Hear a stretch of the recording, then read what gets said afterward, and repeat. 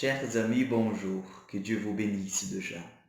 Nous sommes le samedi saint et nous vivons en fait déjà dans cette attente de la résurrection du Seigneur. Nous savons que notre cœur, il se remplit d'espérance. Nous avons commencé notre Triduum pascal par le jeudi saint, c'est-à-dire la messe de la Seine. Puis nous avons vécu cette passion, la crucifixion de Jésus. Nous avons vécu ce moment de souffrance, de douleur, mais aussi de don complet de sa propre vie, d'un amour miséricordieux montré à travers des actes. Et aujourd'hui, le samedi saint, ce matin, l'Église tout entière est dans le silence du tombeau. L'Église tout entière est dans le silence de celui qui a promis la vie en vérité.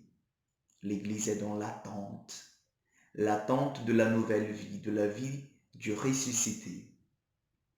Et la tradition chrétienne nous apprend que, en fait, ce silence du tombeau, et du tombeau vide d'ailleurs, ça c'est très important, parce que selon la tradition, Jésus, le samedi saint, est descendu aux enfers. Il est descendu pour libérer toutes les âmes qui attendaient ce jour, le jour de la manifestation du Messie, le jour de la manifestation de celui qui venait sauver l'humanité tout entière. Donc comprenez bien mes frères, mes sœurs, que Jésus il est venu pour les vivants, mais aussi pour ceux qui étaient morts, et aussi pour ceux qui allaient naître encore. Donc c'est pour ça que Jésus est notre sauveur, nous qui sommes nés 2000 ans après lui, après sa mort. Donc en Jésus, nous avons en fait ce que nous appelons dans la théologie la récapitulation de toutes choses. Et qu'est-ce que ça veut dire? Ça veut dire qu'en Jésus, toutes les choses sont refaites, sont recréées d'une manière nouvelle avec le pouvoir de la résurrection. Toutes les choses ont été atteintes par le pouvoir de la résurrection du Christ, renouvelées par le pouvoir du ressuscité. Donc toi, moi, nous sommes renouvelés déjà par la grâce de Dieu, la grâce du ressuscité. C'est pour ça que l'Église ce matin est encore dans cette attente. Nous ne célébrons pas encore la résurrection du Seigneur. C'est-à-dire, nous attendons toujours que le cri du Alléluia soit mentionné, soit en fait officialisé, si nous pouvons dire.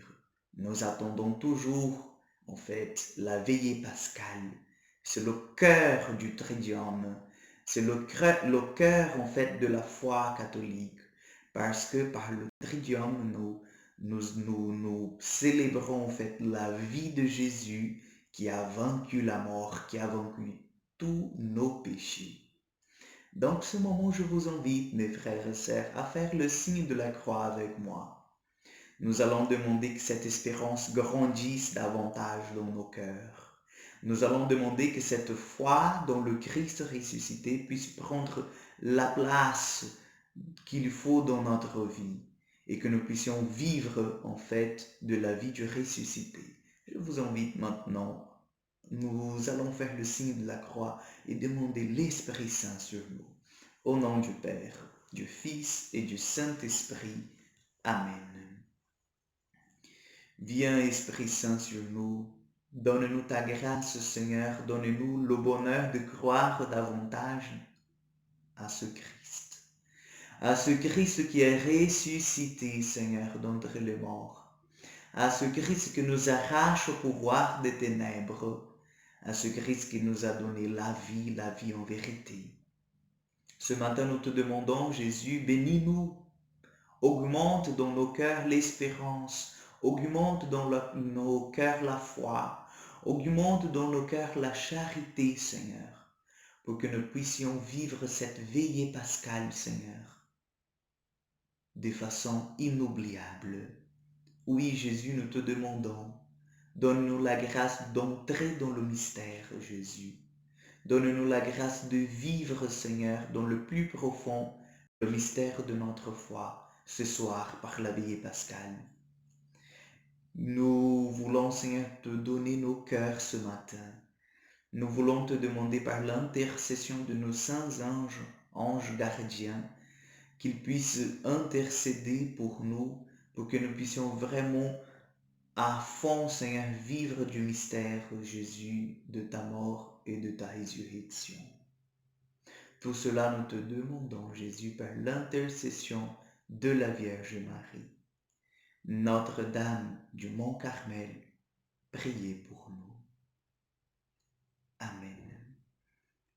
Reçois la bénédiction de Dieu, que tu puisses maintenant te préparer, que tu puisses vivre bien ce moment de grâce et de bonheur.